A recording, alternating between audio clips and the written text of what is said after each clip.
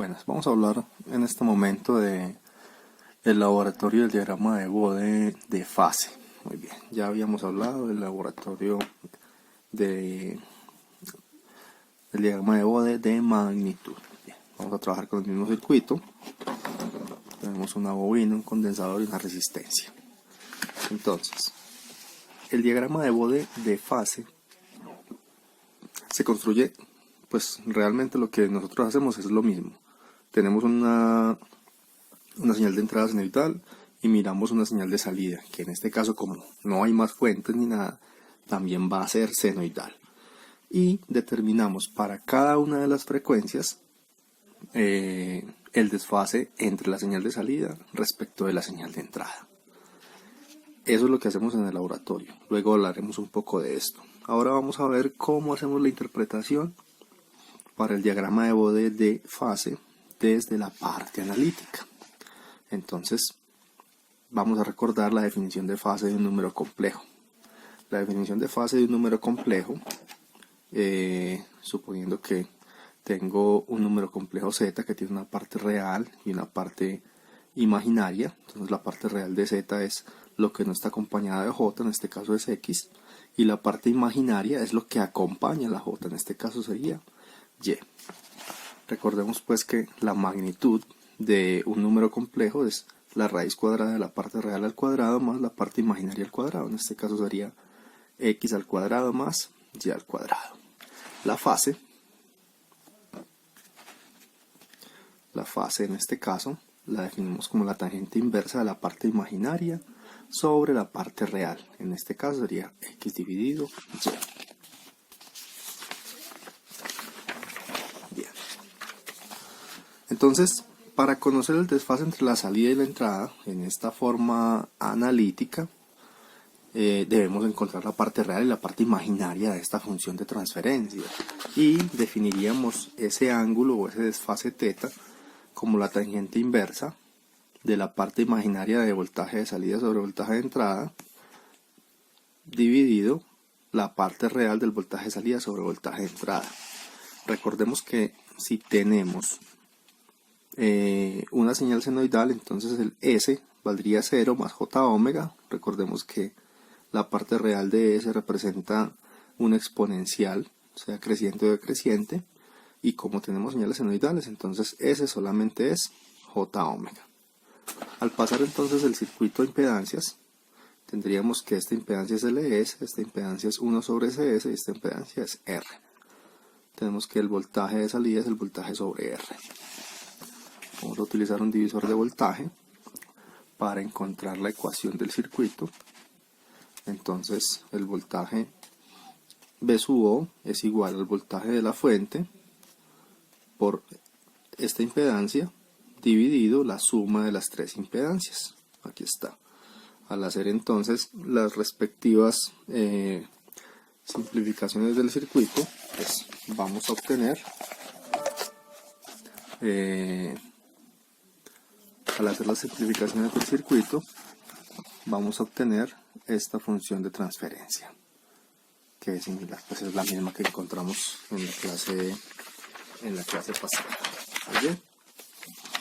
Entonces vamos a evaluar esa función de transferencia.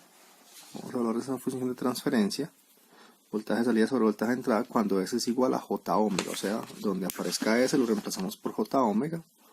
El circuito nos queda de esta forma. Y al hacer, entonces necesitamos sacar la parte real y la parte imaginaria de esto. Como aquí tenemos elementos con J abajo, pues multiplico por el complejo conjugado del denominador, o sea, el complejo conjugado de esto, tanto arriba como abajo, para separar la parte real y la parte imaginaria de ese número complejo. Bien, entonces al realizar esas operaciones voy a tener esta expresión.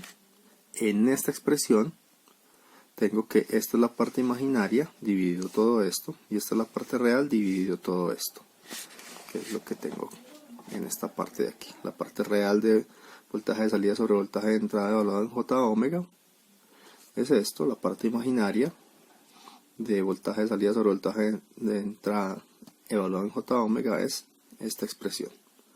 Así las cosas, entonces el ángulo o el desfase entre la salida y la entrada está determinado por esta expresión.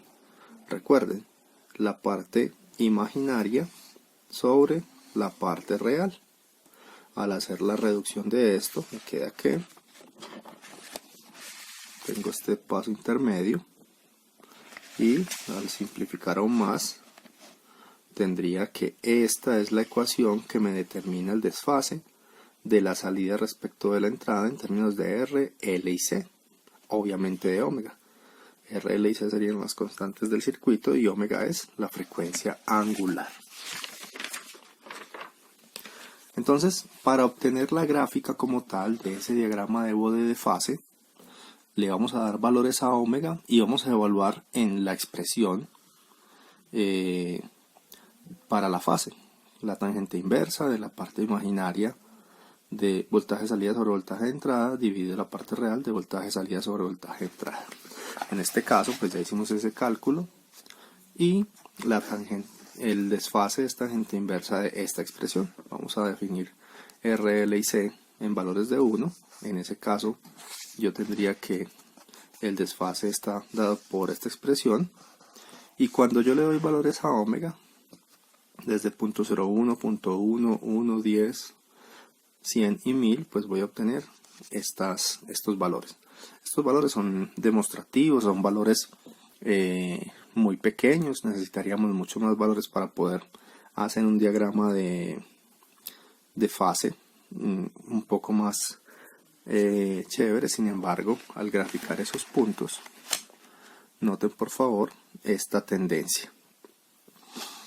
Tenemos que para valores muy pequeños de omega, en este caso con R igual 1, L igual 1 y C igual 1, para el caso del laboratorio pues va a cambiar en la medida en que esos valores cambien. Entonces yo tengo que inicialmente para valores muy pequeños tengo una fase de 90 grados o que tiende a 90 grados en la medida en que la frecuencia pasa por omega igual 1, la fase se vuelve 0, eso significaría que la señal de entrada y la señal de salida están en fase, y para omega mayores que 1, 10, 100 o 1000, la fase tiende a volverse menos 90. Si hiciéramos un seguimiento de esto, podríamos ver cosas como estas. Esa es una gráfica que deberíamos ver nosotros.